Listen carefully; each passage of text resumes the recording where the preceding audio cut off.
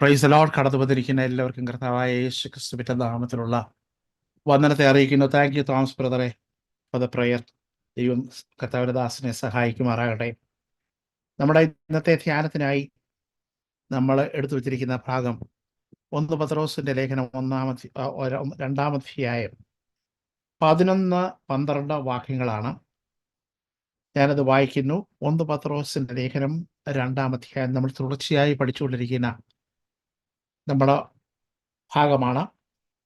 2-ാം അധ്യായം 11-12 വാക്യങ്ങൾ. പ്രിയമുള്ളവരെ, പ്രവാസികളും പരദേശികളുമായ നിങ്ങളെ ആത്മാവിനോട് പോരാടുന്ന ജഡമോഹങ്ങളെ വിട്ട് ജാതികൾ നിങ്ങളെ ദുഷ്പ്രവർത്തിക്കാരെന്ന് ദുഷിക്കും തോറും നിങ്ങളുടെ നല്ല പ്രവൃത്തികളെ കണ്ടിട്ട് സന്ദർശന ദിവസത്തിൽ ദൈവത്തെ മഹത്വപ്പെടുത്തേണ്ടതിന് അവരുടെ ഇടയിൽ നിങ്ങളുടെ നടപ്പ് നന്നായിരിക്കണമെന്ന് ഞാൻ പ്രബോധിപ്പിക്കുന്നു. നമ്മുടെ തലകളെ ഉണക്കാം, നമുക്ക് പ്രാർത്ഥിക്കാം. കർത്താവേ, ചില ദിവസങ്ങൾക്ക് ശേഷം അടിയങ്ങൾക്ക് ഒരുമിച്ച് കർത്താവേ വീണ്ടും ആയിരിക്കാൻ്റെ കൊണ്ട് വഴിയാക്കിയതിനായി സ്തോത്രം. ഈ വചനം പഠിക്കുവാനുള്ളതായ കൃപ തിരുമാറാക്കണമേ. ഞങ്ങൾ പഠിക്കുമ്പോൾ ഞങ്ങളുടെ അകത്തെ മനുഷ്യൻ ശക്തിയോടെ ബലപ്പെടുവാൻ, കർത്താവേ, ഞങ്ങളുടെ ഏതെല്ലാം ഭാഗങ്ങളിൽ രൂപാന്തരം വരുവാനുണ്ടോ ആ ഭാഗങ്ങളിലെല്ലാം ദൈവം രൂപാന്തരപ്പെടുത്തുവാൻ പരിശുദ്ധാത്മാവ് ഞങ്ങളോട് സംസാരിച്ചുകൊണ്ടിരിക്കണമെന്ന് പ്രാർത്ഥിക്കും. ഞങ്ങളുടെ അകത്തെ മനുഷ്യൻ ശക്തിയോടെ ബലപ്പെടട്ടെ. പ്രാർത്ഥന കേട്ടതിനായി സ്തോത്രം. യേശു ക്രിസ്തുവിന്റെ നാമത്തിൽ തന്നെ ആമേൻ, ആമേൻ, ആമേൻ. പ്രിയമുള്ളവരെ, പ്രവാസികളും പരദേശികളുമായ നിങ്ങളെ ആത്മാവിനോട് പോരാടുന്ന ജഡമോഹങ്ങളെ വിട്ടകന്ന ജാതികൾ നിങ്ങളെ ദുഷ്പ്രവർത്തിക്കാരെന്ന് ദുഷിക്കും തോറും നിങ്ങളുടെ നല്ല പ്രവൃത്തികളെ കണ്ടിട്ട് സന്ദർശന ദിവസത്തിൽ ദൈവത്തെ മഹത്വപ്പെടുത്തേണ്ടതിന് അവരുടെ ഇടയിൽ നിങ്ങളുടെ നടപ്പ് നന്നായിരിക്കണമെന്ന് ഞാൻ പ്രബോധിപ്പിക്കുന്നു. അപ്പോസ്തലനായ പത്രോസിന്റെ ഒരു പ്രബോധനമാണ്, അപ്പീലാണ്. താൻ പ്രബോധിപ്പിക്കുക, നിങ്ങളുടെ നടപ്പ് നന്നായിരിക്കണം. It is an appeal from Peter. പത്രോസിന്റെ കയ്യിൽ നിന്നുള്ള ഒരു ഇതാണ്. നമ്മൾ 2-ാം അധ്യായത്തിൽ കണ്ടത് പ്രവാസികളായ ഇവർ എങ്ങനെ ജീവിക്കണം, സ്വർഗലോകത്തെ ലാക്കാക്കിക്കൊണ്ട് ഓടുന്ന പ്രവാസികളെ നിങ്ങൾ എങ്ങനെ ജീവിക്കണം, നിങ്ങൾ ചിലതൊക്കെ നീക്കം ചെയ്യണം, നിങ്ങൾ വചനമെന്ന മായമില്ലാത്ത പാല് കുടിക്കണം. അതിന് മുമ്പിലുള്ള വാക്യമാണ്. അതിനുശേഷം നിങ്ങളെ ജീവനുള്ള കല്ലുകളാക്കി അവർ തിരഞ്ഞെടുത്തിരിക്കുകയാണ്. കഴിഞ്ഞയാഴ്ച നമ്മൾ കണ്ടത് അന്ധകാരത്തിൽ നിന്ന് അത്ഭുത പ്രകാശത്തിലേക്ക് വിളിച്ചവന്റെ സൽഗുണങ്ങളെ പോഷിപ്പാൻ തിരഞ്ഞെടുക്കപ്പെട്ടൊരു ജാതിയും രാജകീയ പുരോഹിത വർഗവും വിശുദ്ധ വംശം സ്വന്തം ജനമാവുന്നു. അത്ര വളരെ പ്രിവിലേജ്ഡ് ആയിട്ടുള്ള, വളരെ പദവി കൊണ്ട് അലങ്കരിക്കപ്പെട്ട ഒരു ഗ്രൂപ്പ്. അതാണ് നമ്മൾ ഇന്ന് കാണുന്നത്. നമ്മൾ ഈ ഭാഗങ്ങളൊക്കെ പഠിക്കുമ്പോൾ നിങ്ങൾക്ക് നോട്ടൊക്കെ എഴുതാമെങ്കിൽ നോട്ട് ചെയ്യുക. ഇത് സാധാരണ പ്രസംഗമല്ല. പഠിക്കാനുള്ള താല്പര്യമുള്ളവർ ഇതൊന്ന് എഴുതിയെടുക്കണം. ഒരുപാട് കാര്യങ്ങൾ പറയും, തലേ പലതും നിൽക്കത്തില്ല, എങ്കിലും ഒന്ന് എഴുതിയെടുത്താൽ നന്നായിരിക്കും. ഞാൻ ഈ പറയുന്ന റെഫറൻസുകളൊക്കെ നിങ്ങൾ നോക്കണം. നമ്മൾ വചനം പെരിഫറലായിട്ടല്ല, കുറച്ചുകൂടെ ഗഹനമായ രീതിയിൽ പഠിക്കുവാനാണ് ആഗ്രഹിക്കുന്നത്. വചനം പഠിപ്പിക്കാത്തിടത്തോളം കാലം നമ്മൾ വിശുദ്ധിക്ക്, അത് വേർപാടിന് വളരെയധികം പ്രയാസങ്ങൾ വരും. നമ്മൾ ആരാണെന്നാണ് ഇവിടെ പറയുന്നത്? ഡിയർ വൺസ്, പ്രിയമുള്ളവരെ എന്നാണ് ഇവിടെ പറയുന്നത്. പ്രിയമുള്ളവരെയും, എൻ്റെ 11-ാമത്തെ വാക്യം, പ്രിയമുള്ളവരെയും, ബിലവഡ് ഐ ഇംപ്ലോർ യു എന്നാണ് വായിക്കുന്നത്. ഞാൻ നിങ്ങൾ പ്രബോധിപ്പിക്കുക. അവരാരാണ്? You as aliens and strangers. 2 പദങ്ങളാണ് അവിടെ ഉപയോഗിക്കുന്നത്. അപ്പം നമ്മൾ വേർഡ് ബൈ വേർഡായിട്ട് പഠിക്കുകയാണ്. ഇവരെ വിളിക്കുന്ന അഡ്ജക്റ്റീവ് എന്തുവാ? നാമവിശേഷം എന്തുവാ? അവരെ വിളിക്കുന്നത് പ്രവാസികളാണ്, പരദേശികളാണ്. നമുക്ക് ഈ പദം നന്നായിട്ട് അറിയാം. പ്രത്യേകിച്ച് ഗൾഫ് ജീവിതത്തിൽ കഴിയുന്ന ആളുകളെ പ്രവാസികൾ എന്നാണ് പറയുന്നത്. അവർക്ക് സ്വന്തമായിട്ട് അവിടെ വീടില്ല. ഓക്കെ, അവർക്ക് എനിക്ക് ആ ജീവിതം നന്നായിട്ട് അറിയാവുന്നതുകൊണ്ട് ഞാൻ പറയുന്നത്, അവരെല്ലാം ടെമ്പററി പർപ്പസാണ്. ഇന്ത്യയിൽ എങ്ങനെയും വന്ന് സെറ്റിൽ ചെയ്യണം. ഓരോ മണിയും ഓരോ പൈസയും സേവ് ചെയ്യും. ഓക്കെ, സാധാരണക്കാരായ എല്ലാവരും അങ്ങനെ തന്നെ ചിന്തിക്കുന്നത്. ഇവൻ പണക്കാർ പോലും അങ്ങനെ തന്നെയാണ്. വലിയ ഉയർന്ന ശമ്പളമുള്ള ബിസിനസ്സുകാർ പോലും, അല്ലെങ്കിൽ ബിസിനസ്സുകാർ പോലും അങ്ങനെയാണ് ചിന്തിക്കുന്നത്. കാരണം അവർക്കറിയാം ഒരു ഏജ് കഴിഞ്ഞാൽ അവർക്ക് അവിടെ തിരിച്ചു വരണം, അല്ല അവരുടെ ജോലി നഷ്ടപ്പെട്ടാൽ അവർക്ക് തിരിച്ചു വരണം. അതുകൊണ്ട് അവരുടെ നിക്ഷേപം മുഴുക്കുകയും കേരളത്തിലേക്ക് അല്ലെങ്കിൽ ഇന്ത്യയിലേക്ക് നിക്ഷേപിക്കുക. അവരുടെ ഒരു ഹൃദയത്തിന്റെ വ്യഗ്രത. അതാണ് നമ്മൾ പ്രവാസികൾ എന്നുള്ള പദം നമ്മൾ പറയും. പ്രവാസികൾ എന്നല്ല, ഏലിയൻസ് എന്നാ പറയുന്നത്. നമ്മുടെ അമേരിക്കയിൽ ആദ്യമായിട്ട് വരുന്ന ഗ്രീൻ കാർഡൊക്കെ കിട്ടി വരുന്നവരെ ഏലിയൻസ് എന്നാ പറയും. And strangers. ഇവിടെ പത്രോസ് ഉപയോഗിക്കുന്ന പദം തന്റെ വിശ്വാസികളെ, തന്റെ എഴുത്തുകാരെ, തന്റെ സമൂഹത്തെ വിളിക്കുന്ന പദം എന്ന് പറയുന്നത് ഏലിയൻസ് ആൻഡ് സ്ട്രേഞ്ചേഴ്സ് ആൻഡ് എക്സൈൽസ്. നമ്മൾ മലയാളത്തിൽ ഒരു ചെറിയൊരു ഒരു ട്രാൻസ്ലേഷൻ പിശകുണ്ട്.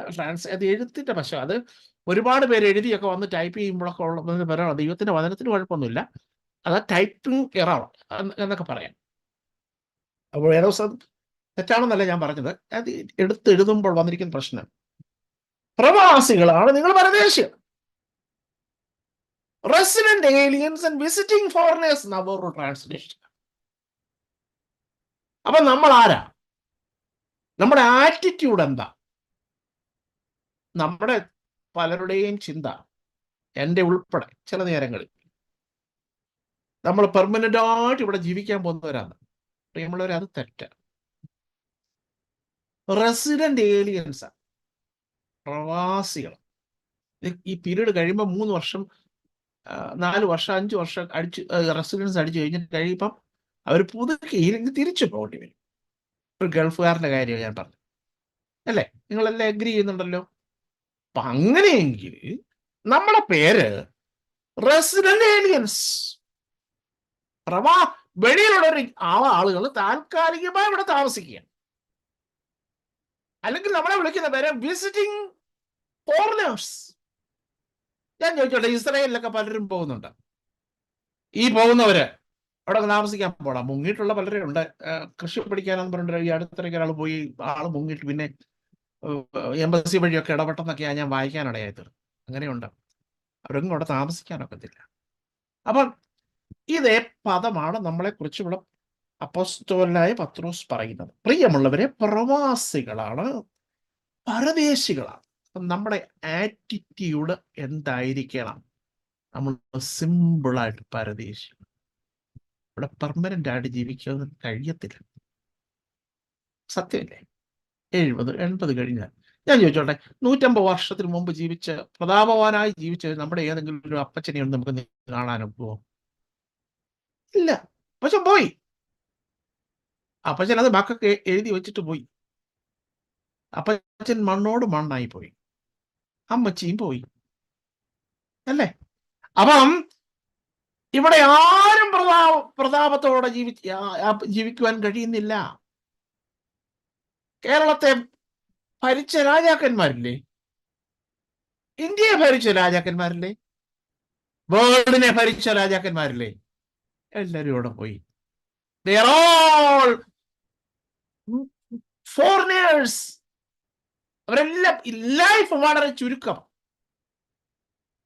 എന്നാൽ വിശ്വാസികളായി നമ്മളെ സംബന്ധിച്ചിടത്തോളം ഈ ഒരു കാര്യം വളരെ ചിന്തിക്കുന്ന നന്നായിരിക്കും. ആർക്കെങ്കിലും ഒരാൾക്ക് ഫിലിപ്പ് ലേഖനം 3-ാം അധ്യായം 20-ാം വാക്യം, നമ്മൾ പിന്നെ ആരാ? നമ്മൾ ഇതിന്റെ മുമ്പുള്ള ഒരാൾ നിശ്ചയമായും വായിച്ചിരിക്കണം കേട്ടോ. വെറുതെ പാസീവായിട്ട് ഇരിക്കാതെ ഒരാൾ നിശ്ചയമായിട്ടും ഒരാളെങ്കിലും വായിക്കണം. 3-ാം അധ്യായം 20-ാം വാക്യം, ഫിലിപ്പ് ലേഖനം 3. നമ്മുടെ പൗരത്വമോ സ്വർഗത്തിലാകുന്നു, അവിടെ നിന്ന് കർത്താവായ യേശു ക്രിസ്തു രക്ഷിതാവായി വരും എന്ന് നാം കാത്തിരിക്കുന്നു. Thank you sister. നമ്മുടെ പൗരത്വം, പിന്നെ ആരാ നമ്മളാ? നമ്മുടെ പൗരത്വം സ്വർഗത്തിലാകുന്നു. നമ്മുടെ പൗരത്വം, വി ഹാവ് an identity. തലേ വാക്യത്തിൽ പറയുന്ന മുമ്പേ ജനമല്ലാത്തവർ ഇപ്പോഴോ ജനം, കരുണ ലഭിക്കാത്തവർ ഇപ്പോഴോ കരുണ ലഭിച്ചവർ. ആ ഭാഗം തന്നെ പൗലോസ് അപ്പോസ്തലൻ പൂരിപ്പിക്കുകയാണ്. നമ്മുടെ പൗരത്വം സ്വർഗത്തിലാകുന്നു. അപ്പൊ ഇത് വളരെ വ്യക്തമായി നമ്മൾ മനസ്സിലാക്കണം. അപ്പൊ നമ്മൾ ഓരോ ദിവസവും ജീവിക്കുമ്പോൾ നമ്മൾ സ്വർഗത്തെക്കുറിച്ചുള്ള ചിന്ത വേണം. സ്വർഗത്തെക്കുറിച്ച്. ഞാൻ ഇവിടെ ടെമ്പററിയാണ്. ശുശ്രൂഷയിലായിരിക്കുന്ന കർത്താവിന്റെ ദാസന്മാരെ, നമ്മൾ ടെമ്പററിയാണ്. ശുശ്രൂഷ ടെമ്പററിയാണ്. അത് കഴിഞ്ഞ് ഞാൻ അവിടെ ചെന്ന് കണക്ക് കൊടുക്കണം. സുവിശേഷകന്മാരായ ദൈവദാസന്മാരെ, നമ്മളിവിടെ ടെമ്പററിയാണ്. കണക്ക് കൊടുക്കണം. വിശ്വസ്തരായിരിക്കണം. ടെമ്പററിയാണ്. നമ്മള് ദൗത്യം വേറൊരു ഭാഗത്ത് പൗലോസ് പറയും, നമ്മൾ അംബാസിഡേഴ്സ് ഓഫ് ക്രൈസ്റ്റ്, സ്വർഗരാജ്യത്തിന്റെ അംബാസിഡേഴ്സ്. ഞാൻ പറയുന്നത് ഹൃദയമായിട്ട് നിങ്ങളുടെ ഹൃദയങ്ങളിലേക്ക് ഒന്നാഴത്തിലേക്ക് ഈ സന്ധ്യാസമയത്ത് ഒന്ന് ഇറങ്ങട്ടെ. നമ്മൾ ഹൃദയം അവിടുന്ന് ഇങ്ങോട്ട് വിട്ടതല്ല. ഇവിടെ നമ്മൾ അംബാസിഡേഴ്സാണ്. അംബാസിഡേഴ്സിന് സ്വർഗത്തിന്റെ പോളിസികൾ ഇവിടെ നടപ്പാക്കുവാൻ, സ്വർഗത്തിന്റെ ഡിപ്ലോമസി നടപ്പാക്കുവാൻ, സ്വർഗത്തിന്റെ താല്പര്യങ്ങൾ ഇവിടെ നടപ്പാക്കുവാൻ ആക്കി വെച്ചിരിക്കുന്നവരാണെന്നാണ് ഇവിടെ വേദപുസ്തകത്തിൽ നമ്മളെ പഠിപ്പിക്കുക. ഒരു ഡിപ്ലോമാറ്റ്, നമ്മുടെ ഈ സ്വർണ്ണ കള്ളക്കടത്ത് കേസൊക്കെ ഉണ്ടായിരുന്നല്ലോ, അവരൊന്നും അതിനകത്തൊക്കെ ഇവിടുത്തെ ഈ തിരുവനന്തപുരത്തെ കൗൺസിലേറ്റിലെ ആളുകളൊക്കെ ഇടപെടാൻ പാടില്ലാത്ത രീതിയിൽ ഇടപെട്ടു എന്നൊക്കെയാ പറയുന്നത്, വായിച്ചതൊക്കെ നിങ്ങൾക്കറിയാമല്ലോ. അപ്പം ഒരു ഡിപ്ലോമാറ്റിക് സ്റ്റാറ്റസ് ഉള്ള ഒരാൾക്ക് ആവശ്യമില്ലാത്തൊരു കാര്യത്തിലും ഇടപെടാൻ ഒക്കത്തില്ല. ഞാൻ ആ ഭാഗത്തേക്ക് വരാം.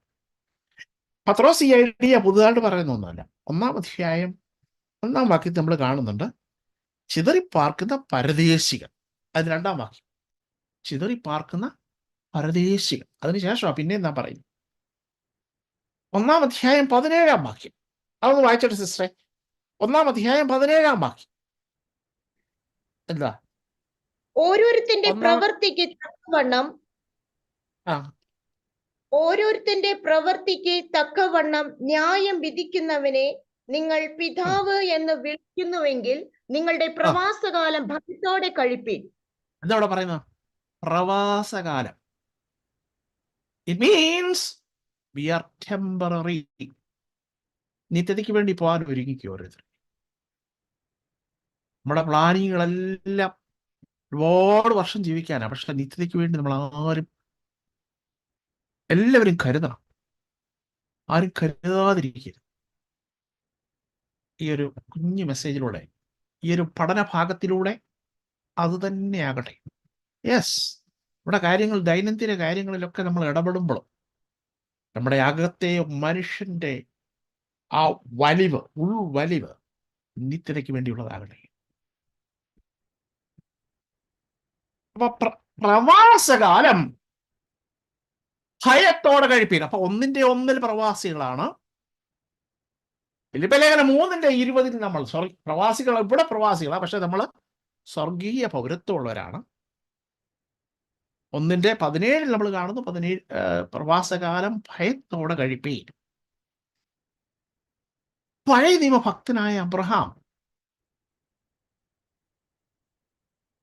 തന്റെ ജീവിതത്തെ എങ്ങനെയാ കാണുന്നത്? ഉൽപ്പത്തി പുസ്തകം 23-ാമത്തെ അധ്യായം അതിന്റെ 4-ാമത്തെ വാക്യം വായിക്കണം. 23:4. ഉൽപ്പത്തി പുസ്തകം 23:4. തന്റെ ഭാര്യയുടെ മരണം. ഞാൻ നിങ്ങളുടെ ഇടയിൽ പരദേശിയും വന്നു പാർക്കുന്നവനും ആകുന്നു. ഞാൻ നിങ്ങളുടെ ഞാൻ നിങ്ങളുടെ ഇടയിൽ പരദേശിയും എന്തുവാ വന്ന് പാർക്കുന്നവനുമാകുന്നു. അനാത്മീയന്റെ ചിന്ത ഇതാ. നിങ്ങളുടെ ഇടയിൽ പരദേശി. ഇത് തന്നെയാണ് പത്രോസ് പറയുന്നത്. അബ്രഹാമിന്റെ ആറ്റിറ്റ്യൂഡ്. ഇവിടെ പത്രോസ് he wants to reorient his readers.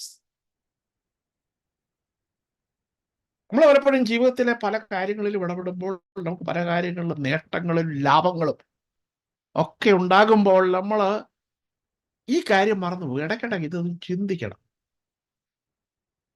യാക്കോബ് പറഞ്ഞ പോലെ ഞാൻ എൻ്റെ വീട്ടിന് വേണ്ടി എന്ന് കരുതും. സ്വർഗത്തിന് വേണ്ടി കരുതണം. സ്വർഗത്തിന് വേണ്ടി കരുതുമ്പോൾ നമ്മളെ ഇവിടെ ആക്കി വെച്ചിരിക്കുന്ന ഡിപ്ലോമസി ജോബ് വൃത്തിയായിട്ട് ചെയ്യണം. ആ ഡിപ്ലോമസി ജോബ് എന്ന് പറയുന്നത് എന്താണെന്നറിയാമോ? സുവിശേഷം പറയാന്നുള്ള. സുവിശേഷം അറിയിച്ചില്ലെങ്കിൽ എനിക്ക് അയ്യോ കഷ്ടം. കാരണം ഞാൻ ആ ഡിപ്ലോമാറ്റിക് ജോബ് ചെയ്യുന്നില്ല. തിരിച്ച് ഞാൻ എൻ്റെ രാജ്യത്ത് ചെല്ലുമ്പോൾ അതിൻ്റെ പ്രസിഡന്റിനോട് അതിൻ്റെ ഫോറിൻ അഫയേഴ്സ് മിനിസ്ട്രിയോട് ഞാൻ കണക്ക് ബോധിക്കിട്ടു ഒരു ഡിപ്ലോമാറ്റ്. ഇല്ലെങ്കിൽ അയാളെ ശിക്ഷ അനുഭവിക്കും. പ്രിയമുള്ളവരെ, നമ്മളെ ഏൽപ്പിച്ചിരിക്കുന്ന ശുശ്രൂഷ ഭംഗിയായി ചെയ്യാം. പാസ്റ്ററെങ്കിൽ പാസ്റ്റർ ശുശ്രൂഷ ഭംഗിയായി ചെയ്യാം. ഇവാഞ്ചലിസ്റ്റ് എങ്കിൽ പേര് വെച്ചോണ്ടിരിക്കാതെ ഭംഗിയായി ചെയ്യാം. ടൈറ്റിൽ വളരെ നല്ലതാ, പക്ഷെ അതിനുള്ള പണി കൂടെ ചെയ്യും. നമ്മളെ ഏൽപ്പിച്ചിരിക്കുന്ന ശുശ്രൂഷ ഭംഗിയായി ചെയ്യട്ടെ, ഇല്ലെങ്കിൽ അവിടെ ചെല്ലുമ്പോൾ കണക്ക് കൊടുക്കേണ്ടി വരും.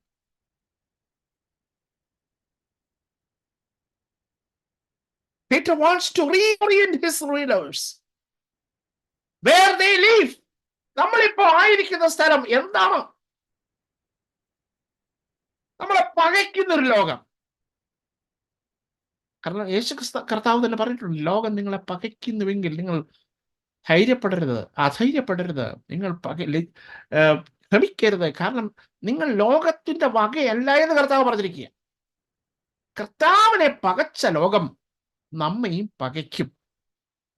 സോ നമ്മൾ ഈ ലോകത്തിൽ ജീവിക്കുമ്പോൾ നമ്മൾ കർത്താവിന്റെ പ്രവൃത്തി ചെയ്യുവാൻ നമ്മൾ സന്നദ്ധരാകണം.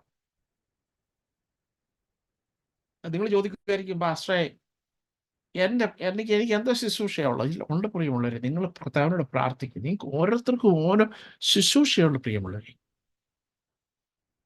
ദൈവം തന്നിരിക്കുന്ന ശുശ്രൂഷ നിങ്ങൾ ഞാനും ചെയ്യണം. നമ്മൾ പ്രാർത്ഥിക്കണം. ആ ശുശ്രൂഷ ചെയ്യുമ്പോൾ ദൈവത്തിൻ്റെ ആ അംബാസിഡർ ആയിട്ടുള്ള ആ ശുശ്രൂഷ നിങ്ങൾ ചെയ്തുകൊണ്ടിരിക്കുക. They are holy nation. അവിടെ നേരത്തെ പറയുന്നുണ്ട്, not belongs to the world. അവരുടെ ആറ്റിറ്റ്യൂഡ് എന്താണ്? ഒരു ദൈവഭക്തന്റെ ആറ്റിറ്റ്യൂഡ്. ഞാൻ ഒറ്റ വാക്കില്ലേ ഞാൻ ഇത്രയും കാര്യങ്ങൾ പറഞ്ഞുകൊണ്ടിരിക്കുന്നത്. You as aliens and strangers. നമ്മളിവിടെ ആ വാക്യം എങ്ങനെയാണ്? പ്രവാസികളും പരദേശികളും. ഇന്ന് സന്ധ്യയിൽ ദൈവത്തിന്റെ വചനം കേൾക്കുന്ന എൻ്റെ സഹോദരങ്ങളെ, നമ്മുടെ ഹൃദയത്തിന്റെ ആഴത്തിലേക്ക് ഈ ഒരു ചിന്ത ഇറങ്ങുമാറാകട്ടെ. ഞാനിവിടെ പ്രവാസിയാണ്. എൻ്റെ നാട് സ്വർഗമാണ്. സ്വർഗത്തിലേക്ക് ഞാൻ മടങ്ങിപ്പോകണം. എന്നെ ഇപ്പോൾ ടെമ്പററി ഒക്കെ ഇവിടെ ആക്കിയിരിക്കുകയാണ്. അമേ ഫോറിനർ. ആ ഫോറിനർ എന്ന് പറയുമ്പോൾ ഞാൻ ഇന്നിവിടെ ഡിപ്ലോമാറ്റിക് ശുശ്രൂഷ ചെയ്തുകൊണ്ടിരിക്കുന്നു. അംബാസിഡർ മിനിസ്ട്രി ചെയ്തുകൊണ്ടിരിക്കുന്നു. അംബാസിഡർ മിനിസ്ട്രി സുവിശേഷം പറയുക. പറഞ്ഞേ ഒക്കത്തുള്ളൂ. എനിക്ക് പറയാനുള്ളത് ഞാൻ പറയുക, നിങ്ങൾക്ക് എടുക്കാനുള്ളത് എടുക്കുക. പിന്നെ അവിടെ ചെല്ലുമ്പോൾ കണക്ക് കൊടുക്കുക. ഇത് കേട്ടില്ല എന്നും ആരും പറയുന്നു. അതുകൊണ്ട് ഈ പ്രയർ ലൈനിലൂടെ നമ്മൾ ഇത് കേൾക്കുന്നു, നമ്മളത് പ്രാവർത്തികമാക്കണം. സഭയിൽ ശുശ്രൂഷ ചെയ്യുന്നവരും വിശ്വാസികളുമായിട്ടുള്ള എല്ലാവരും ഒരുപോലെ സുവിശേഷ പ്രവർത്തനത്തിന് സജ്ജമാണ്. ഓക്കെ. എബ്രായ ലേഖനം 11-ാം അധ്യായം 13-ാമത്തെ വാക്യം. ആ വിശ്വാസ വീരന്മാരുടെ പട്ടിക പറഞ്ഞതിന് ശേഷം അവരുടെ ആ ലിസ്റ്റ് അങ്ങോട്ട് നിരത്തിയ ശേഷം അവരുടെ ആറ്റിറ്റ്യൂഡ് എന്താണ് അവരെ പറ്റി ഒന്ന് വായിച്ച സിസ്റ്ററെ. 11-ാം അധ്യായം. ഇവരെല്ലാവരും വാഗ്ദത്ത നിവൃത്തി പ്രാപിക്കാതെ ദൂരത്ത് നിന്ന് അത് കണ്ട് അഭിമന്ദിച്ചും ഭൂമിയിൽ. ഒരു മിനിറ്റ്. ഒരു മിനിറ്റ്. ഒന്നുകൂടെ വായിച്ചത് എല്ലാവരും ഇവർ കേൾക്കണം കേട്ടോ.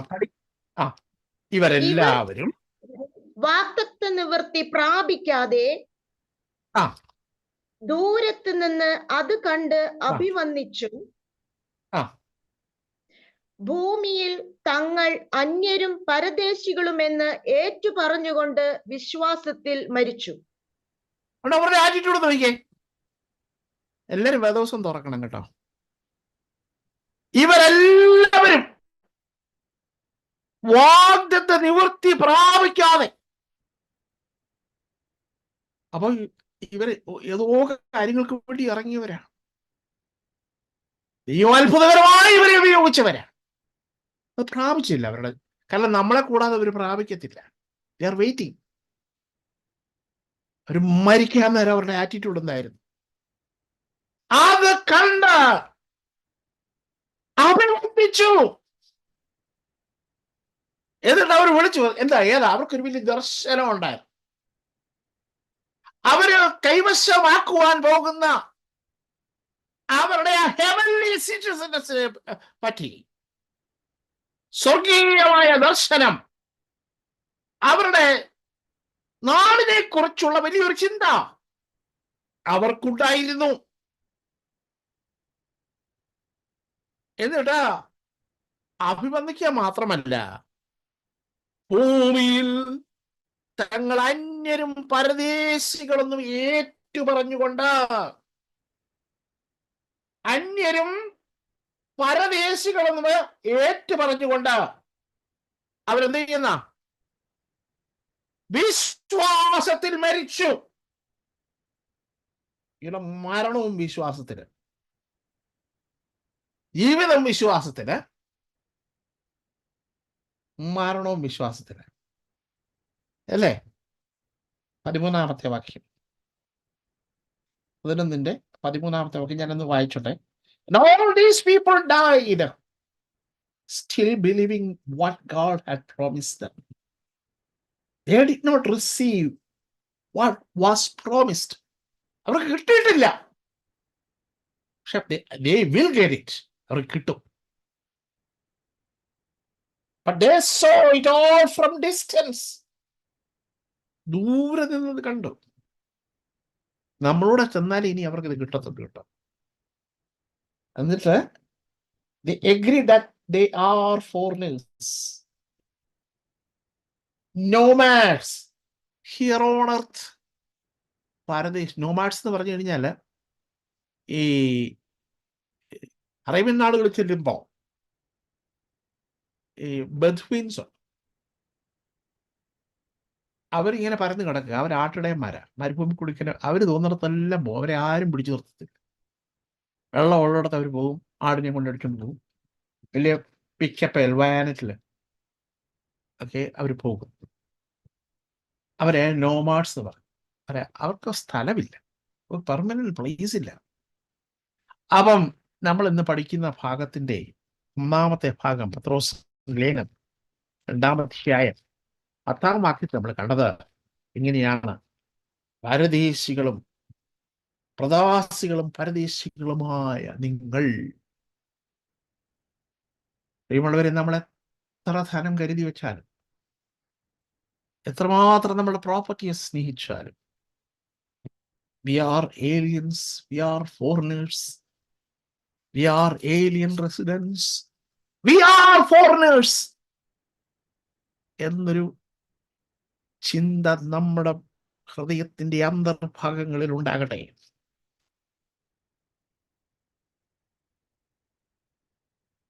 They are foreigners because they became Christians. വിശ്വാസികളായോണ്ടാണ് അവർ ഫോറിനേഴ്സ് ആയത്. മനുഷ്യനെ ഫോറിനാണ് ഈ ലോകത്തിന്, എന്നാൽ പ്രത്യേകിച്ച് വിശ്വാസികൾ ഫോറിനേഴ്സ് തന്നെയാണ് ലോകത്തിൽ. Their foreignness is due to their faith.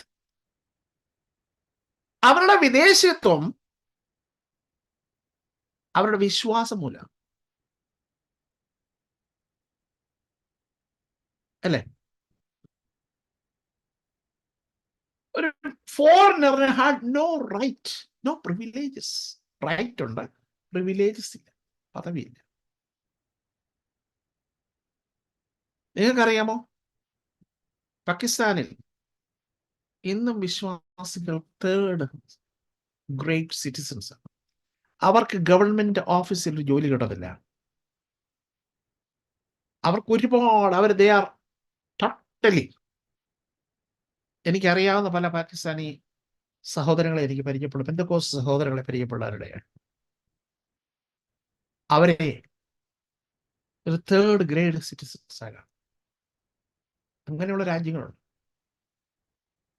No privileges, no legal rights. ഇതാണ് പത്രോസ് വിളിച്ചു പറയുന്നത്. Readers, you should understand. നിങ്ങൾ രാജകീയ പുരോഹിത വർഗമാണ്. കേൾക്കാൻ വളരെ രസമാണ്. വിശുദ്ധ വംശം, സ്വന്തം ജനം എന്നൊക്കെ പറഞ്ഞ് നമുക്ക് ഒരുപാട് സന്തോഷിക്കാം. പക്ഷെ അതിന്റെ കൂടെ ഇതിന്റെ മറുവശമാണ് പത്രോസ് പറയുന്നത്. ഇനി അടുത്ത ഭാഗത്തേക്ക്, ഇവര് പാഗൻ വേൾഡിലാണ് ജീവിച്ചോണ്ടിരിക്കും, ജാതീയ രാജ്യത്തിലാണ് ജീവിച്ചോണ്ടിരിക്കും. എന്നിട്ട് അതിന്റെ 10-ാമത്തെ വാക്യത്തിൽ വീണ്ടും പറയുന്നു,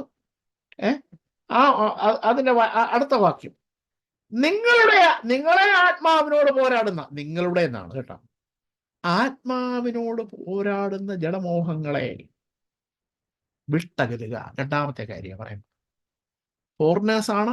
ഇവിടെ നിങ്ങൾക്ക് ഒരു പോരാട്ടമുണ്ട്. ആ പോരാട്ടം എന്ന് പറയുന്നത് നിങ്ങളുടെ ആത്മാവിനോടാണ് പോരാടിക്കൊണ്ടിരിക്കുന്നത്. 2-ാം അധ്യായമാണ് 11-ാം വാക്യം. നിങ്ങളുടെ dear friends, temporary residents and foreigners, keep away from worldly desires that wage war against your soul. നിങ്ങളുടെ ആത്മാവിനോട് പോരാടുന്ന, യുദ്ധം കഴിക്കുന്ന ആ ഡിസയേഴ്സിൽ നിന്ന് നിങ്ങൾ keep away. Or translation, abstain from fleshly desires, sensational desires. കണ്ണിനിമ്പമായത് കാണാൻ വിശുദ്ധിക്ക് ചേരാത്തതാണെങ്കിൽ ഒരു വിശ്വാസിക്ക് പാടില്ല. ഇവിടെ പ്രത്യേകിച്ച് പറയുന്നത് സെക്ഷുവൽ ഡിസയേഴ്സിൽ നിന്ന് നിങ്ങൾ മാറണം. കാരണം അവരുടെ ചുറ്റുപാടും നടക്കുന്ന ആ അമ്പലങ്ങളിലെ സേവ, നമുക്കറിയാം ഭാരതത്തിൽ ദേവദാസി സിസ്റ്റം ഉണ്ടായിരുന്നു. ആ ദേവദാസി സിസ്റ്റത്തിൽ പെൺകുഞ്ഞുങ്ങളെ അവിടെ കൊണ്ടുവരുമായിരുന്നു. 100 വർഷങ്ങൾക്ക് മുമ്പ് നമ്മുടെ നാട് നടന്ന, അവരെ നേർച്ച കൊണ്ട് അവിടെ ആക്കി വെച്ചിട്ട്, പണ്ട് ജോമേൽബാലിനെ കൊണ്ടാക്കിയതുപോലെ പെൺപിള്ളാരെ കൊണ്ടാക്കും. പിന്നെ അവരെയാണ് അമ്പലത്തിലെ പ്രോസ്റ്റിറ്റ്യൂട്ട് ആയിട്ട് അമ്പലവാസികൾ എന്ന് അവരെ വിളിച്ചോണ്ടിരുന്നത്. നമ്മുടെ കേരളത്തിലാണ് സംഭവം. ചരിത്രം പഠിച്ചാലെന്നാ മനസ്സിലാക്കുന്നത്. അപ്പം റിലീജിയസുമായിട്ട് വളരെ അധികം ഇങ്ങനെയുള്ള മ്ലേച്ഛതകൾ നടക്കുമായിരുന്നു. ഇതേ സിറ്റുവേഷനാണ് പത്രോസ് ഈ പറയുന്ന ഈ സ്ഥലത്ത് നടന്നുകൊണ്ടിരിക്കുന്നത്. ഗ്രീക്ക് ടെമ്പിൾസില്, ദേവന്മാരുടെ ടെമ്പിളില് ഇതൊക്കെ നടന്നുകൊണ്ടിരിക്കുക. വെളിയിലോട്ട് ഇറങ്ങുമ്പോഴല്ല ഇങ്ങനത്തെ പ്രലോഭനങ്ങൾ, evil sexual immoralities. ഇതിൽ നിന്ന് നിങ്ങൾ മാറിപ്പോകണം. ഇത് നിങ്ങളുടെ ആത്മാവിനെ കെടുത്തിക്കളയും. അതുകൊണ്ടാണ് പത്രോസ് ഇതിന് മുമ്പ് പറഞ്ഞത്, താൻ വിശുദ്ധനാകയാൽ നിങ്ങൾ വിശുദ്ധരായിരിപ്പീൻ. പ്രിയമുള്ളവരെ, ദൈവം തന്നിരിക്കുന്ന കൃപയിൽ നിന്നും വീണു പോകരുത്. വളരെ ഈസിയാ, പലരും വീണും കൊണ്ടിരിക്കുക. ന്യായീകരണങ്ങൾ പലതും ഉണ്ടാകാം. ദൈവവചനം സമ്മതിക്കത്തില്ല. അവർ സ്വർഗത്തിൽ പോകത്തില്ല, നിത്യ നരകത്തിന്റെ അംശികളായി മാറുക ഇങ്ങനെയുള്ള പാപങ്ങളിൽ വീഴുന്നവർ. മാനസാന്തരപ്പെടാൻ ദൈവം അവസരം കൊടുക്കും. വളരെ ഗൗരവമായിട്ട് ദൈവത്തിന്റെ വചനം നമ്മൾ പഠിച്ചുകൊണ്ടിരിക്കുക. നിങ്ങളുടെ ആത്മാവിനോട് പോരാടിക്കൊണ്ടിരിക്കുക. നിങ്ങളുടെ അകത്തെ മനുഷ്യനെ, എൻ്റെ അകത്തെ മനുഷ്യനെ തകർക്കുവാൻ വേജിങ് വാർ നടന്നുകൊണ്ടിരിക്കുക. നമ്മൾ പോരാട്ടം എന്നൊക്കെ പറയുമ്പോൾ നമ്മൾ 2-3 ഫത്സരമൊക്കെ ഫലസിച്ചിട്ട് ഓക്കെ ഇങ്ങനെ പോകുന്ന പരിപാടികളൊക്കെ ഉണ്ട്. ആരെങ്കിലും വന്ന് പ്രാർത്ഥിച്ചിട്ടൊക്കെ പോകുമ്പോൾ അവിടെ അത് കുഴിച്ചു വെച്ചിട്ടുണ്ട്, അത് കുഴിച്ചു വെച്ചിട്ടുണ്ട്. പക്ഷെ കണ്ടേക്കമായിരിക്കും, എനിക്കറിയത്തില്ല ഇതിനെപ്പറ്റി. ഓക്കെ, പക്ഷെ ഞാൻ കാണുന്ന ഏറ്റവും വലിയ പോരാട്ടം നമ്മുടെ ആത്മാവിനോട് പോരാടുക.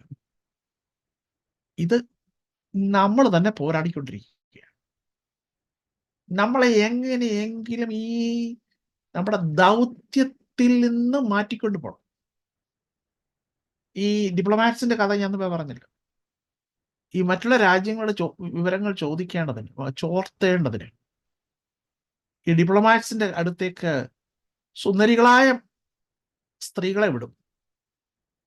ഇവർ അല്പമെങ്കിലും വീക്കാണെങ്കിൽ അതിനകത്ത് വീണിട്ട് വേറെ രാജ്യങ്ങളായിരിക്കും അവരുടെ ചാരപ്രവർത്തികൾ ചെയ്യും. എന്നിട്ട് അവരുടെ കയ്യിൽ നിന്ന് വിവരങ്ങളെ ചോർത്തിക്കൊണ്ടുപോകും. ഇത് തന്നെ ഈ ലോകത്തിൽ നടക്കുന്ന അതുപോലെ ഒരു കാര്യമാണ്. എൻ്റെ ഡിപ്ലോമസി, സ്പിരിച്വൽ ഡിപ്ലോമസിയെ നശിപ്പിക്കുവാൻ ജഡമോഹമെന്ന കാര്യം വന്നിട്ട് എൻ്റെ ആത്മാവിനോട് പോരാടിക്കൊണ്ടിരിക്കുക. ആ ശിംശോനോട് പോരാടിയതുപോലെ ജഡമോഹം എന്നെയും നിങ്ങളെയും പോരാടിക്കൊണ്ടിരിക്കുകയാണ്. വാക്യം അല്ലേ, 11-ാം വാക്യം.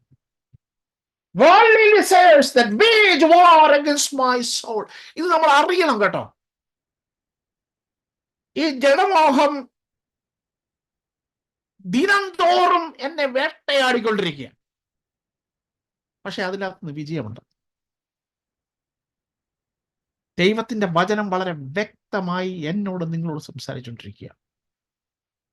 ആ ഒരു ഏറിയയിൽ നിങ്ങൾക്ക് സമർപ്പണം ആവശ്യമുണ്ടെങ്കിൽ ഇന്ന് വചനം കേൾക്കുമ്പോൾ സമർപ്പിച്ചോണം. കൈയൊന്നും പോക്കണ്ട. അവന്റെ ചിന്തകൾ പാളിപ്പോകുന്നുണ്ട്. ഞാൻ ഈ ലൈനിലുള്ളവരോട് മാത്രമല്ല കേട്ടോ, ഇതിൻ്റെ അകത്തൂടെ കേൾക്കുന്നവരോട്, റെക്കോർഡിങ്ങിലൂടെ കേൾക്കുന്നവർ, കർത്താവ് എൻ്റെ ചിന്താമണ്ഡലങ്ങൾ പാളിപ്പോകുന്നുണ്ട്. ഞാൻ പലപ്പോഴും കാണേണ്ടതല്ല ഞാൻ കാണുന്നത്, ഞാൻ കേൾക്കേണ്ടതല്ല കേൾക്കുന്നത്. ഞാൻ പല കാര്യങ്ങളിലും ഇൻവോൾവ് ആകുവാൻ ലോകത്തിന്റെ പ്രശ്നം, ജഡമോഹം, കൺമോഹം, ഇതിൽ കൂടുതൽ എനിക്ക് തെളിച്ചു പറയാനൊക്കത്തില്ല. ജീവനത്തിനായുള്ള പ്രതാപം ഇവയെല്ലാം വന്ന് ഇതിനെല്ലാം ഒരുപോലെ കേട്ടോ. ജഡമോഹമുണ്ട്, കൺമോഹമുണ്ട്. ചില കൺമോഹമായിരിക്കാം, ചിലപ്പം ഭയങ്കര ഉന്നതനാകാനായിരിക്കും ജീവനത്തിനായുള്ള പ്രതാപം. ഇതെല്ലാം വന്ന് എന്നെ വാർ അഗൻസ്റ്റ് സ്പിരിച്വൽ ലൈഫ്, എൻ്റെ അകത്തെ മനുഷ്യനെ കാർന്നു തിന്നുക.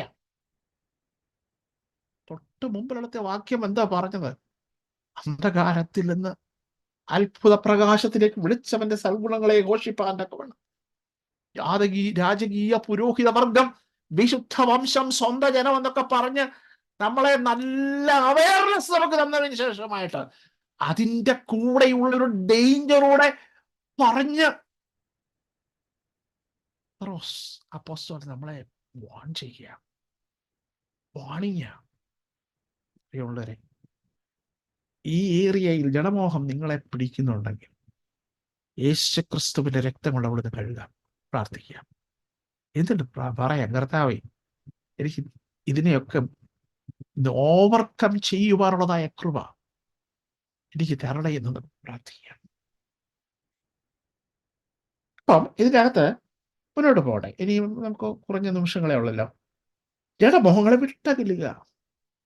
അടുത്തത്, ജാതികൾ നിങ്ങളെ ദുഷ്പ്രവർത്തിക്കാരെന്ന് ദുഷിക്കുന്നു. ഇവരെന്താ ഈ ദുഷ്പ്രവർത്തി? നിങ്ങൾ അതിനെപ്പറ്റി ചിന്തിച്ചിട്ടുണ്ടോ? ജാതികൾ ദുഷ്പ്രവർത്തിക്കാരെന്ന് ദുഷിച്ചുകൊണ്ടിരിക്കുക. ഇവരെന്ത് ദുഷ്പ്രവർത്തിക്കാർ? ഞാൻ അതിനെപ്പറ്റി പഠിക്കുവാനിടയായ 4 കാര്യങ്ങളാണ് അന്ന് ഇവരെ കുറിച്ചുള്ള എലിഗേഷൻ. ഒന്നാമത്തെ കാര്യം, നീറോടെ കാലത്ത്, ഞാനത് എഴുതിയിട്ടിട്ടുണ്ട്. നീറോടെ കാലത്ത് ഇവരെ വിളിച്ചോണ്ടിരുന്ന കാലം, ഈ പുസ്തകം എഴുതുന്ന സമയത്ത് ഇവരെ വിളിച്ചോണ്ടിരുന്നത് ഇവരെ എത്തീസ്റ്റ്, നിരീശ്വരവാദികൾ. അപ്പൊ എന്തുകൊണ്ടാ അപ്പോസ്തലരുടെ പ്രവൃത്തി 15-ാം അധ്യായം 29-ാം വാക്യത്തിൽ നമ്മൾ കാണുന്നുണ്ട് ഇവരെ നിരീശ്വരവാദികളായിട്ട് ബിംബസേവ അനുഷ്ഠിക്കാത്തവർ. സിസ്റ്റർ അതൊന്ന് വായിക്കാമോ? അപ്പോസ്തലരുടെ പ്രവൃത്തി 15-ാം അധ്യായം 29-ാമത്തെ വാക്യം. 15-29. വിഗ്രഹാർപ്പിതം, രക്തം, ശ്വാസം മുട്ടിച്ചത്തത്, പരസംഗം എന്നിവ വർജിക്കുന്നത് ആവശ്യമെന്നല്ലാതെ മതി. Thank you. എനിക്ക് സമയമില്ലാത്തതുകൊണ്ട് കേട്ടോ. വിഗ്രഹാർപ്പിതം, പിന്നെ അടുത്തൊന്ന് പറഞ്ഞ സിസ്റ്ററെ. വിഗ്രഹാർപ്പിതം, രക്തം, ശ്വാസം മുട്ടിച്ചത്തത്, പരസംഗം. അപ്പൊ ഈ കാര്യങ്ങൾ ഇതെല്ലാം അവിടെ നടന്നുകൊണ്ടിരിക്കുക. ഇതിനെ അങ്ങ് കംപ്ലീറ്റ് എതിർക്കുക. നീറോയുടെയും അതിനുശേഷമുള്ള ചക്രവർത്തിമാരെയും എല്ലാം അവർ തന്നെ ദൈവമാണെന്ന് എംപറർ വർഷിപ്പ് എന്ന് പറയും. അപ്പം ക്രിസ്ത്യാനികൾ ഇതിനെ എതിർക്കുകയാണ്. എംപറർ പറയുന്നത് Caesar is God, Caesar is Lord. എന്നാൽ ഇവിടെ നമുക്ക് ക്രിസ്ത്യാനി സഹോദരന്മാർ പറയുന്നത് ജീസസ് ഈസ് ലോർഡ്. എംപററുടെ വിഗ്രഹത്തിന് മുമ്പിൽ ആരാധിപ്പാൻ ഇവരെ വിളിക്കുമ്പോൾ റെഫ്യൂസ് ചെയ്യുക. അപ്പം അവർക്ക് കിട്ടുന്ന മുദ്രയാണ് ദുഷ്പ്രവർത്തിക്കാർ, എത്തീസ്റ്റ്. ഞാൻ പറയുന്നത് മനസ്സിലാകുന്നുണ്ടല്ലോ. ഇതാണ് ഈ ദുഷ്പ്രവർത്തിക്കാർ. ജാതീയ ലോകം മുഴുക്ക ചുറ്റുപാടുകൾ, ഈ ലോകമെല്ലാം ഇവർ എംപററെ വർഷിപ്പ് ചെയ്യാത്തവർ. അവരെല്ലാം ചെയ്യുന്നുണ്ട്, ഞങ്ങൾ മാത്രം ചെയ്യുന്നില്ല, നിങ്ങൾ മാത്രം ചെയ്യുന്നില്ല. ഇനിയും വായിക്കണ്ട, പറഞ്ഞു വിടുവാൻ മാത്രമേ നേരമുള്ളൂ. രണ്ടാമത്തെ റീസൺ എന്ന് പറയുന്നത് teaching that slaves are free. 1 കൊരിന്ത്യർ ലേഖനം 13-ാം അധ്യായം 13-ാം വാക്യം, ഗലാത്യ ലേഖനം 3-ാം അധ്യായം 30-ാം വാക്യം, 20-ാം വാക്യം, ഗലാത്യ ലേഖനം 3-ാം അധ്യായം 20-ാം വാക്യം, 1 കൊരിന്ത്യർ 13:13. ഇത് വായിക്കുമ്പോൾ ക്രിസ്തീയ സമീപനം എന്ന് പറയുന്നത് സ്ലേവ്സ്, ക്രിസ്തുവിൽ എല്ലാവരും ഒരുപോലെ. ഈ സ്ലേവ് ട്രേഡിംഗ് ആണ് ഏറ്റവും വലിയ ഒരു ബിസിനസ് ആണ്. പണക്കാരന്റെ ഏറ്റവും വലിയ സ്രോതസ്സായിരുന്നു, ധനത്തിന്റെ വലിയൊരു സ്രോതസ്സായിരുന്നു അടിമക്കച്ചവടം. ക്രിസ്ത്യാനികൾ പറയുന്നത് ഞങ്ങൾക്ക് അടിമക്കച്ചവടമില്ല. പൗലോസ് സൈലന്റ് ആയിരുന്നു, പക്ഷെങ്കിൽ ഒരിക്കലും ഇതിനെ പ്രോത്സാഹിപ്പിച്ചില്ല. ശരിക്കും നമ്മൾ വായിക്കണം. ഇന്ന് നോർത്ത് ഇന്ത്യയിലെ പ്രിയമുള്ളവരെ എന്തിനാ ഈ ഒത്തിരി പീഡനം വരുന്നത്? നിങ്ങൾ ഒരു കാര്യം ചിന്തിച്ചിട്ടുണ്ടോ? അവർ യേശുവിനെ കുറിച്ച് പറയുന്നുണ്ടോന്നൊന്നുമല്ല. അത് ഒരു 100-ൽ 5 പേരുടെ കാര്യത്തിലാണ് വരും. 95% വരുന്നത് അവിടുത്തെ പണക്കാരായ ഭൂജന്മികൾക്ക് അടിയാന്മാരുണ്ട്. നമ്മുടെ സുവിശേഷന്മാരവിടെ ചെന്ന് അവരോട് സുവിശേഷം പറയുമ്പോൾ അവർ രക്ഷിക്കപ്പെടുന്നു, വേദപുസ്തകം വായിക്കുന്നു, വിദ്യാഭ്യാസം ചെയ്യുന്നു. അതിനുശേഷം നീ എന്നറിയോ, ഇവര് മനസ്സിലാവുന്ന ഈ ചാണകം വാരുന്ന പണിയൊന്നും അല്ല. വേറെ ചാണകം വാരുന്ന മോശമെന്നല്ല ഞാൻ പറഞ്ഞത്. ഇവരുടെ അടിമകളായിട്ട് നിൽക്കാനല്ല, അവർ വേറെ സ്ഥലങ്ങളിലേക്ക് മൈഗ്രേറ്റ് ചെയ്യും. ഇത് ശാസ്ത്രീയമായി തന്നെ അത് തെളിയിച്ച കാര്യമാണ്, ഞാൻ വായിച്ച കാര്യം.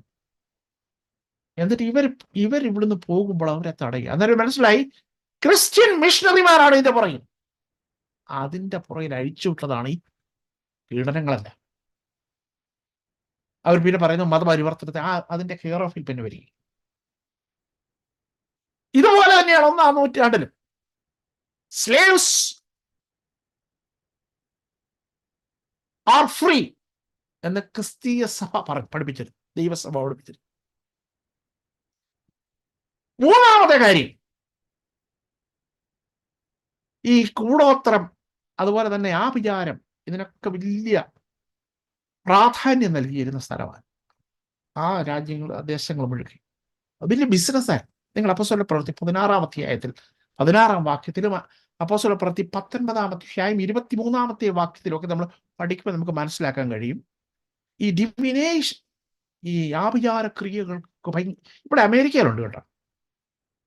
ഇവിടെ ഇങ്ങനെ ഓരോ മുക്കിലും മൂലയിലും അത് വേറൊരു നല്ലൊരു പേരിലാണ് അറിയപ്പെടുന്നത്. സന്ധ്യയ്ക്ക് ആരും കാണാതെ ആൾക്കാർ പോകുന്നുണ്ട്, കൈനോട്ടക്കാർ. ടാറ്റൂസ്, അതുപോലെ തന്നെ ടാറ്റൂസ് തന്നെ അതിന് പറയുന്നത് വേറൊരു പേരുണ്ട്, സൈക്ക് റീഡിങ്ങിന് അതിന് പേര്. എന്ന് വെച്ച് കഴിഞ്ഞാൽ അവർ പ്രത്യേക ലൈറ്റും ഒക്കെ ലൈസൻസ്ഡാണ്. ഇത് വെളിച്ചപ്പാടന്മാരായ വ്യക്തികൾ ഈ ഭാവി ഒക്കെ പറഞ്ഞു കൊടുക്കും. ഇത് അമേരിക്കയിലുണ്ട്, എനിക്കറിയാം, ഞങ്ങളുടെ ചുറ്റുപാടൊക്കെ ഉണ്ട്. ഓക്കെ, ഇതുപോലെ ഒരുപാട് വലിയ ബിസിനസ് അവിടെ നടന്നുകൊണ്ടിരിക്കുകയാണ്. ഈ പൗലോസിന്റെ ശുശ്രൂഷയിലൊക്കെ വന്നപ്പോൾ ഇതിനെയൊക്കെ കയറി പൗലോസ് ശാസിക്കുകയും ഒക്കെ ചെയ്തപ്പം അയ്യോ നമ്മുടെ ബിസിനസ് പോവുകയാണ് എന്ന് പറഞ്ഞ് ഇതിനെ സ്റ്റോപ്പ് ചെയ്യാൻ തുടങ്ങി. ഞാൻ പിന്നെ ആദ്യം പറഞ്ഞ കാര്യം ഒന്നുകൂടെ പറയട്ടെ. എംപറർ വർഷം, യോഹന്നാന്റെ സുവിശേഷം 19-ാം അധ്യായം 12-ാം വാക്യത്തിൽ എംപറർ വർഷം. ഇതാണ് ഇവരെ ദുഷ്പ്രവർത്തിക്കാരെന്ന് പറയാനുള്ള കാരണം. ഈ ഒരു കാര്യം പറയാനാ 4 റീസൺസ് ഞാൻ പറയുന്നത്. അത് ഈ വചനത്തിന്റെ ബാക്ക്ഗ്രൗണ്ട് എന്താണെന്നുള്ള മനസ്സിലാക്കിയിട്ട് ഇത് വായിക്കാൻ. അപ്പൊ ഇവിടെ എന്താ പറയുന്നത്? ജാതികൾ നിങ്ങളെ ദുഷ്പ്രവർത്തിക്കാരെന്ന് ദുഷിക്കുന്തോറും ഈ 3-4 കാര്യങ്ങൾ വെച്ചോണ്ട് they are evil doers. ഇവർക്ക് ദൈവമില്ല, ഇവർക്ക് സീസറിനെ ആരാധിക്കുവാൻ കഴിയുന്നില്ല. കാരണം അവരുടെ കൺവിക്ഷൻ ജീസസ് ഈസ് ലോർഡ്, യേശു മാത്രം കർത്താവ്. സീസർ ഈസ് ലോർഡ് എന്ന് അവരുടെ കോയിനിലൊക്കെ എഴുതി വെച്ചിട്ടുണ്ട്. പക്ഷെ അതൊക്കെ അവിടെ നിന്നോട്ടെ. പക്ഷെ ഞങ്ങള് അതിന്റെ കെയർ ഓഫിലാണ്. ആയിരക്കണക്കിന് ആളുകൾ 1-ാം നൂറ്റാണ്ടിലും 2-ാം നൂറ്റാണ്ടിലും ഒക്കെ അവർ രക്തസാക്ഷികളായി. ഇനി അടുത്ത ഭാഗം കൂടെ വായിച്ചുകൊണ്ട്, നിങ്ങളുടെ നല്ല പ്രവർത്തികളെ കാണുക, സന്ദർശന ദിവസത്തിൽ ദൈവത്തെ മഹത്വപ്പെടുത്തേണ്ടതിന് അവരുടെ ഇടയിൽ നിങ്ങളുടെ നടപ്പ് നന്നായിരിക്കണമെന്ന് ഞാൻ പ്രബോധിപ്പിക്കുന്നു. അതുകൊണ്ട് പറഞ്ഞുകൊണ്ട്, be careful, live properly among your unbelieving neighbors. Then even if they accuse you of doing wrong, they will see your honorable behavior. നോക്കണം, മാന്യമായി നിങ്ങളെ വിളിച്ചിരിക്കും. നിങ്ങൾ മുമ്പേ പറഞ്ഞില്ലേ, എന്റെ മുകളിലത്തെ ഭാഗത്ത് പറയുന്നത് നിങ്ങൾ മാന്യരാണ്. ജീവനുള്ള കല്ലായ അടുക്കൽ വന്നപ്പോൾ ആ മാന്യത നിങ്ങൾക്കുള്ളതാ പറഞ്ഞു. അപ്പൊ ഞാനൊരു കാര്യം ചോദിച്ചോട്ടെ, ആ മാന്യത എന്ന് പറയുന്നത് ദൈവം റെക്കഗ്നൈസ് ചെയ്ത് കഴിഞ്ഞാൽ ആ മാന്യത ഞാൻ വെളിപ്പെടുത്തണം. ആ മാന്യത ഉണ്ടെന്ന് കർത്താവ് സാക്ഷ്യപ്പെടുത്തി. ഇവിടെ പത്രോസ് അപ്പോസ്തലൻ അത് തന്നെയാ പറയുന്നത്. Okay, they will see your honorable behavior. നിങ്ങളുടെ മാന്യമായ ബഹുമാന്യമായ പ്രവൃത്തി കണ്ട, and they will honor to God when he judges the world. സന്ദർശന ദിവസത്തിൽ ഇവിടെ വായിക്കുന്നത് നിങ്ങളുടെ നല്ല പ്രവൃത്തികളെ കണ്ട് തിരിച്ചറിഞ്ഞ്. അപ്പം നേരത്തെ മുഴുക്കെ ആത്മീയമായ കാര്യങ്ങൾ പറഞ്ഞുകൊണ്ടിരിക്കുക, ഇനി പ്രായോഗികമായ കാര്യങ്ങളിലേക്ക് നാം വരിക. നമ്മളുടെ ആരാധന ഹാളിനുള്ളിൽ ഒതുങ്ങുമ്പോൾ നമ്മളുടെ വീക്കിലി വർഷിപ്പ് ഹാളിന് വെളിയിലേക്ക് പ്രാക്ടിക്കലായിട്ട് പോവുകയാണ്. അവിടെയാണ് നമ്മളെ നല്ല നടപ്പ് കാണുക. അത് എന്നാണ് റിവീൽ ചെയ്യുന്നത്? ഇവിടെ വായിക്കുന്നു, ഒരു ഡേ ഓഫ് വിസിറ്റേഷൻ ഉണ്ട്. ഒരു മിനിറ്റ് ഉണ്ട്, ഒരു ഡേ ഓഫ് വിസിറ്റേഷൻ. ആ ഒരു സന്ദർശന ദിവസം വെച്ചിട്ടുണ്ട്. 2 തരത്തിലുള്ള സന്ദർശനം. The visitation is a demonstration of God's power. ഉൽപ്പത്തി പുസ്തകം 50-ാം അധ്യായം 24-ാം വാക്യത്തിലും പുറപ്പാട് പുസ്തകം 3-ന്റെ 16-ലും ദൈവം നിങ്ങളെ സന്ദർശിക്കുമെന്ന് ഇസ്രായേൽ മക്കളോട് പറയുമ്പോൾ, A visitation is A demonstrating the power of God. ദൈവത്തിന്റെ ശക്തി വെളിപ്പെടുത്തുന്ന ഒരു ദിവസം. രണ്ടാമത്തെ അർത്ഥം വിസിറ്റേഷൻ എന്ന് പറയുന്നത്, സന്ദർശനം എന്ന് പറയുന്നത്, ദൈവം ഇൻസ്പെക്ട് ചെയ്യാൻ വരിക. ഇതാണ് വളരെ പ്രശ്നസങ്കീർണമായ ഒരു ഭാഗം. ഈ ഭാഗം ഞാനങ്ങ് നിർത്തുകയായിരുന്നു. ഡേ ഓഫ് വിസിറ്റേഷൻ, പ്രിയമുള്ളവരെ, എന്നെയും നിങ്ങളെയും വിസിറ്റ് ചെയ്യും, ഇൻസ്പെക്ട് ചെയ്യാൻ വരിക. സ്കൂളിൽ ആനുവൽ ഇൻസ്പെക്ഷൻ, DEO AEO ഒക്കെ വരുന്നത് പോലെ എന്താണ് ഇവിടെ നടക്കുന്നതൊക്കെ ചോദിക്കാൻ കർത്താവ് ഒന്ന് വരും. അപ്പം എന്റെയും നിങ്ങളുടെയും പ്രവൃത്തി മാന്യമാണെങ്കിൽ, വചനത്തിൽ അടിസ്ഥാനമാണെങ്കിൽ, മാന്യത നിങ്ങളുടെ ഹൃദയത്തിൽ, നിങ്ങളുടെ ജീവിതത്തിൽ ദൈവം വലിയ മിറക്കിൾ ചെയ്യാൻ പോവുകയാണ്. എൻ്റെ ജീവിതത്തിൽ ചെയ്യാൻ പോവുകയാണ്. അന്നേരം നിങ്ങളെ ദുഷിച്ചവർ, they will sit up and notice your life if it is consistent. അവർ നോക്കിക്കാണും നിങ്ങളുടെ മാന്യമായ നടപ്പ് എങ്ങനെയോ. നമ്മുടെ തലകളെ ഉണക്കാം. നമുക്കൊന്ന് പ്രാർത്ഥിക്കാം. ഇന്ന് വായിച്ചത്, പ്രിയമുള്ളവരെ, പ്രവാസികളും പരദേശികളുമായ നിങ്ങളെ ആത്മാവിനോട് പോരാടുന്ന, ഇടമോഹങ്ങളെ വിട്ടകന്ന് ജാതികൾ നിങ്ങളെ പ്രവർത്തിക്കാരും ദുഷിക്കും തോറും നിങ്ങളുടെ നല്ല പ്രവർത്തികളെ കണ്ടറിഞ്ഞ് സന്ദർശന ദിവസത്തിൽ ദൈവത്തെ മഹത്വപ്പെടുത്തുക. ഒരു സന്ദർശന ദിവസം വരാൻ പോകട്ടോ. ഇന്ന് നമ്മൾ നീന്തതാണ്. പക്ഷേ കർത്താവ് നമ്മളെ സന്ദർശിച്ച് ഇൻസ്പെക്ട് ചെയ്ത് സർട്ടിഫൈ ചെയ്ത് കഴിയുമ്പോഴല്ലോ, നമ്മുടെ ചുറ്റുപാടും ഇന്ന് ദുഷിച്ചവർ, ഇന്ന് പകച്ചവർ, ഇന്ന് നമ്മളെ പഴിചാരിയവർ, ഇന്ന് നമ്മളെ ചെളിവാരിയെറിഞ്ഞവർ, അവരുടെ മുമ്പിൽ നിങ്ങൾക്കൊരു മാന്യത ലഭിക്കും. ആ മാന്യത ലഭിക്കാനായി പ്രാർത്ഥിക്കും. കർത്താവേ, സ്വർഗീയ പിതാവേ, വചനങ്ങൾ അടിയനോട്, അടിയന്റെ പ്രിയപ്പെട്ടവരോട് സംസാരിച്ചു. ജീവിത വിശുദ്ധിക്ക് വേണ്ടി ഒരുങ്ങുവാൻ അടിയനെ സഹായിക്കണമേ. എൻ്റെ പ്രിയപ്പെട്ടവരെ സഹായിക്കണമേ. ഈ വചനം ന്യായവിധിക്ക് കാരണമാകരുത്. അടിയങ്ങളെ സമർപ്പിക്കുന്നു യേശു ക്രിസ്തുവിന്റെ നാമത്തിൽ തന്നെ. ആമേൻ. Praise God. Thank you. എല്ലാവരും ദൈവം ധാരാളമായി അനുഗ്രഹിക്കുമാറാകട്ടെ.